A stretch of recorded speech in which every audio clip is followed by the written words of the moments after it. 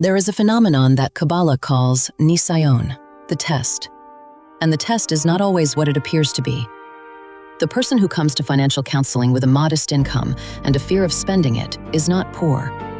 They are performing poverty. They are acting out a belief about limitation that may no longer be true, if it ever was. And the remarkable thing, the thing that reveals the illusion, is that often this same person has enough. They have more than enough. They have abundance by any objective measure. And yet they live as if there is never enough. Here is the distinction that changes everything. Prudence is a response to actual constraint. It is the wisdom to live within real limitation, to make careful choices because the resources are genuinely limited. But scarcity consciousness is something else entirely. It is the belief that limitation is permanent and total, regardless of the actual circumstances. And the strange alchemy of scarcity consciousness is this. It becomes self-fulfilling. It masquerades as prudence. It feels like wisdom. But it is fear wearing the mask of caution. And once you understand the difference, you cannot unsee it.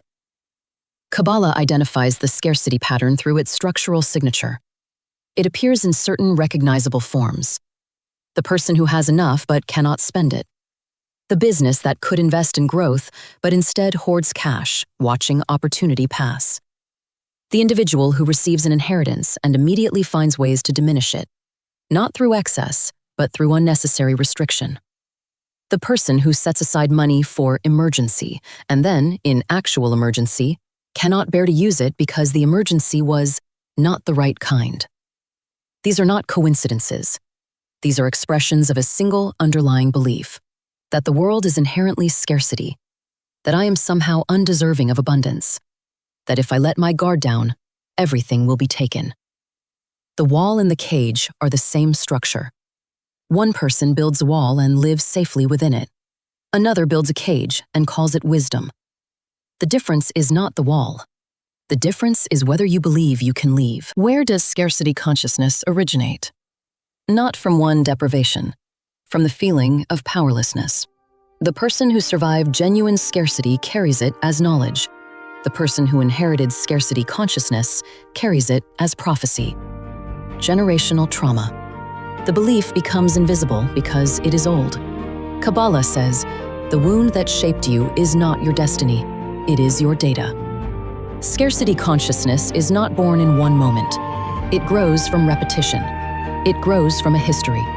Sometimes it grows from actual experience, the childhood where there was not enough, where watching every penny was necessary for survival. That child learned a crucial skill. That child learned to be careful, to notice, to conserve. That is not pathology. That is adaptation. But here's what happens. The child becomes an adult. The circumstances change. The income is now sufficient. The abundance is real. And yet the posture remains. The consciousness remains. And because the circumstances have changed, the adaptive strategy becomes maladaptive. The caution that saved the child now imprisons the adult. And the person does not recognize this because it feels like the same wisdom that got them here. There is also the inheritance scarcity consciousness, the belief passed down through generations. We are people for whom there is never quite enough. We are people who must always be vigilant. We are people who do not deserve easy abundance. This belief becomes so ancient that it feels like truth. It becomes so familiar that it feels like reality. And it shapes every financial decision, even when the decision is objectively unsound. But Kabbalah offers a radical reframe here. It says, the wound that shaped you is not your destiny. Your scarcity consciousness is data, not destiny. It is information about what you have survived, not prediction of what you cannot have. The person who survived genuine poverty carries that survival as knowledge. That knowledge is valuable. The ability to live with constraint, to be grateful for modest things, to not waste. But knowledge of survival is not the same as a sentence of permanent scarcity. The difference between those two is consciousness. And here is where the real work begins. Because once you can name the pattern, once you can say, this belief I carry is not mine, it is inherited, or this caution that saved me once is now imprisoning me, you face a choice. And the choice is not, do I become reckless? The choice is, do I allow myself to update my beliefs about what is possible based on what is actually true now? Beneath all scarcity consciousness lies a single question, and it is this: am I worthy of abundance? Not, is abundance possible, but am I worthy of it? And the tradition says this is the deepest test, the nisayon, that determines everything else. Because here's what happens. If the underlying belief is, I am unworthy, then the unconscious mind will create circumstances to prove this belief correct. There are 4 specific markers that reveal this unworthiness belief. First, the person who is offered something and immediately diminishes it. Oh, it's not that good.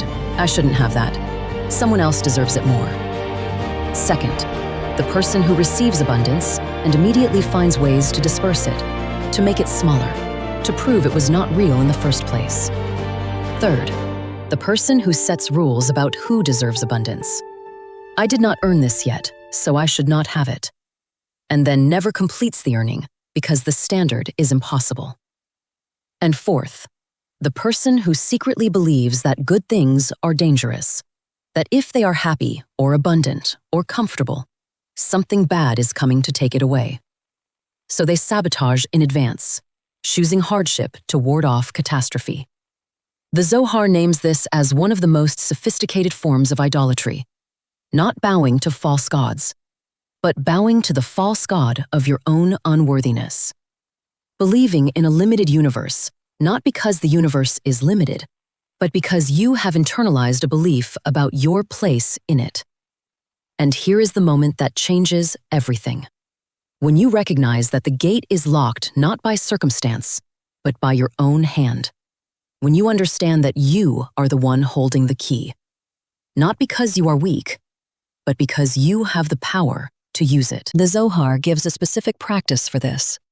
It is called the practice of reception, and it is this: deliberately receive something, money, a gift, a compliment, an opportunity, attention, and notice what happens. Notice the impulse to diminish it. Oh, it's not that much. I don't deserve this. Something bad will happen now. Notice the narrative. And then, without fighting it, do one small thing that contradicts it. Use the money without guilt. Wear the gift without apology. Acknowledge the compliment without immediately returning it. Take the opportunity without questioning whether you earned it. The practice is not positive thinking. It is the deliberate practice of letting yourself be worthy, even while the old belief is screaming. And here is what shifts. Over time, the act of receiving begins to retrain your nervous system. Your body begins to learn that receiving is safe. Abundance does not destroy. Worthiness does not invite catastrophe. And the cage, this invisible cage made entirely of your own belief, begins to dissolve. Not overnight, but inevitably. Because the cage only exists as long as you maintain it. The moment you stop building it, it stops existing. So before you go, this week, notice one moment when abundance is offered to you. It might be small, a compliment, a bonus, a gift, a piece of good luck. And notice the impulse to diminish, to refuse, to make it smaller. Notice it. And then, just once, choose differently. Choose to receive it fully. Choose to let it be real. Choose to let yourself be worthy of it. That single choice, made consciously, is the moment the cage opens. And from that moment forward, you are free to walk through it. And if this hour has shown you the scarcity cage you have been building, share this with someone you know who is living in constraint and calling it wisdom. You may be the person who shows them that the key is in their hand.